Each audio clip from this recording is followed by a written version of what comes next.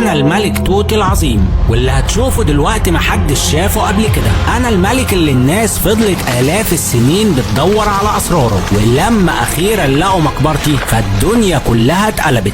بس انت اوعى تفتكر ان اللي شافه كارتر ورجالته هو كل حاجة، لا يا حفيدي، لان اللي جوه مقبرتي كان اكتر من مجرد ذهب واحجار كريمة، ده كان سر الخلود نفسه. يوم 4 نوفمبر سنة 1922 العالم الانجليزي هاورد كارتر حط الكشاف بتاعه في فتحة صغيرة في باب مقبرتي، ولما دخل النور جوه فكل حاجة اتحولت لذهب وبتبرق في الضلمة. وكارتر قال وقتها كلمته المشهورة: نعم أرى أشياء مذهلة. وأنا فعلا كنت هناك وكنت شايفه وهو بيكتشف العالم بتاعي لأول مرة من 3000 سنة. أول حاجة شافها كارتر كانت كاس اللوتس بتاعي، وده مصنوع من حجر الألاباستر الشفاف وشكله زي زهرة لوتس مفتوحة، والكاس ده كان رمز للخلود والنقاء ومكتوب عليه دعاء بالأبدية، دعاء أنا بنفسي اللي أمرت بنقشه عليه.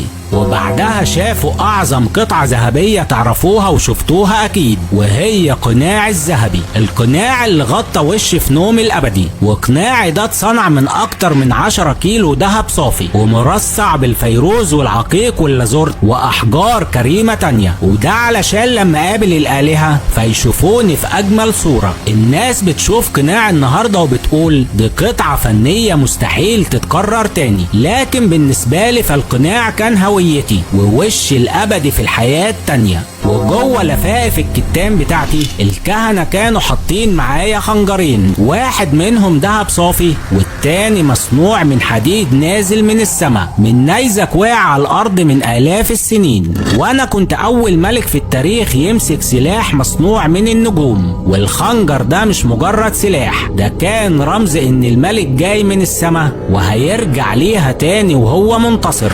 وخنجري ده له قصة طويلة وجميلة، وأنا هحكيها لكم في فيديو لوحده لانها قصة غامضة وهتعجبكم. ومن قطع النادرة برضو العرش بتاعي، لان ده العرش الذهبي اللي انا امرت بصنعه، وكان قطعة جميلة وفريدة من نوعها ومفيش زيها في العالم، لانه كان عبارة عن كرسي مصنوع من الخشب ومتغطي بالذهب الصافي ومزخرف باحجار كريمة وازاز ملون، وعليه صورة ليا مع مراتي عنخ اسن امون وهي بتحط لي طيب وعطور على جسمي، وده كان رمز للحب والخلود والرحمة في مصر القديمة. وجنب عرش كارتر ورجالته لقوا 6 عربيات وعجلات حربية ملكية واتصممت مخصوص للحرب والمواكب الملكية، وعجلات العربيات دي كانت بتلمع كأنها لسه خارجة من القصر، ومنها اللي كنت بحارب بيها ومنها اللي كنت بركبها لما اروح المعبد كإله. وحواليا في مقبرتي لقوا 413 تمثال صغير اسمهم الأوشبتي، ودول عبيدي والخدامين بتوعي اللي هيساعدوني في العالم الآخر وفي الحياة الأبدية، وكل واحد فيهم ماسك أداة وجاهز انه يخدمني لو الآلهة أمرتني اني اشتغل. ودول مش مجرد تماثيل، دول أرواح حارسة ومتبرمجة على طاعتي وخدمتي حتى بعد الموت.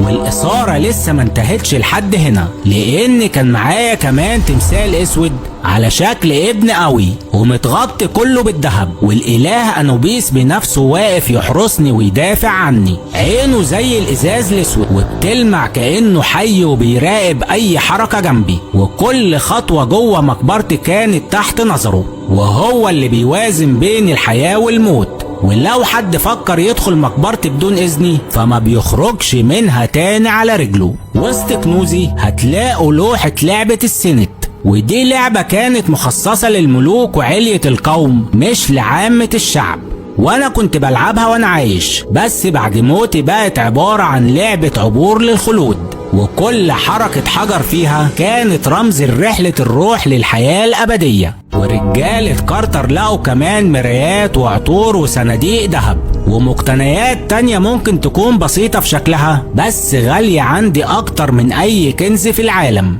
في ركن المقبرة لقوا الراس اللي بيصورني كطفل بيطلع من زهرة اللوتس، وده رمز لبداية الحياة من جديد، كأني بعد موتي بتولد من أول وجديد علشان أعيش حياة الخلود. ولقوا كمان في مقبرتي أكتر من 130 عصاية ملكية، وكل واحدة منهم عليها نقش مختلف، وكنت بمشي بيها وأنا ملك، لان كان عندي اصابة وكسر في رجلي وما كنتش بعرف امشي بشكل طبيعي، ودلوقتي العصيان دي هي اللي بتمهد طريقي في رحلتي للعالم التاني. كل قطعة من مقتنياتي وكنوزي يا احفادي ليها سر، لان دهبي واحجار الكريمة مش مجرد زينة، دي عهد بيني وبين الآلهة. وكل تمثال وكل خنجر وكل زهرة محفورة في الجدران بتحكي حكايتي وقصتي. انا الملك اللي جسمه مات صغير لكنه عاش للأبد. فلما تشوف صور مقتنياتي ودهبي في المتحف فافتكر ان دي مش مجرد آثار،